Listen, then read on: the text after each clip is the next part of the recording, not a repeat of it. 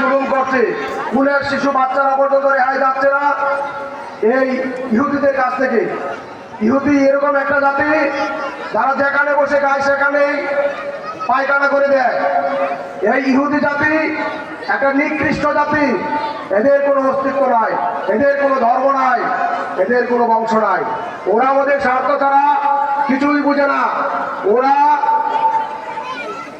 আসছে ভাড়া থাকে। ওরা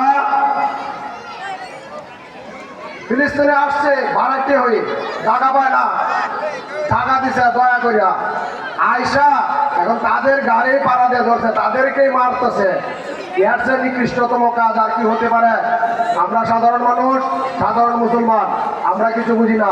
তবে এতটুকু বুঝি, আল্লাহ তাআলা বলছে যে একটা মুসলমান হয়ে আরেকটা মুসলমানের সুখ দুঃখে পাশে দাঁড়াও।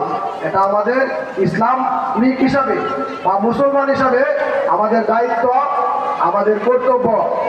যদিও এটা অনেক দূরের রাষ্ট্র, আমাদের উচিত আমরা আমাদের অবস্থান থেকে ইহুদিদের বিরুদ্ধে দাঁড়ানো। আল্লাহ তাআলা বলছেন যে যদি কোনো নিকৃষ্ট ব্যক্তি তাকে, তার সাথে যদি আমরা শক্তি দিয়ে না পারি, তাকে মনে মনে ঘৃণা করো আর বিরোধিতা করো, প্রয়োজনে তার সাথে কথা বলো না, তার সাথে সম্পূর্ণ সম্পর্ক বিচ্ছেদ করো। তো সেই সুবাদে আমরা তো পারবো না, এতটুকু পারবো, ইসরায়েলের যে পণ্যগুলো আছে বাংলাদেশে ওগুলো আমরা কেউ কিনবো না, ওগুলো বয়কট করবো আমরা। এগুলো হতে পারে আল্লাহ তাআলা এটার উচিত নয়, এটার উচিত এটা যে আমরা কাজ দিলে মন থেকে করি, এটার উচিত না আল্লাহ আমাদেরকে ব্যাস দিতে পারে। আমি এতটুকু আমি মন থেকে বিশ্বাস করি। কেননা আল্লাহ তাআলা কারে কোনভাবে কোন দিক থেকে যে ব্যবস্থা নেয় এটা কেউ বলতে পারে না। তবে আমাদের উচিত সবাই সবার অবস্থা থেকে কঠিনভাবে প্রতিহিত করা এবং কঠিনভাবে এর বিরোধিতা করা।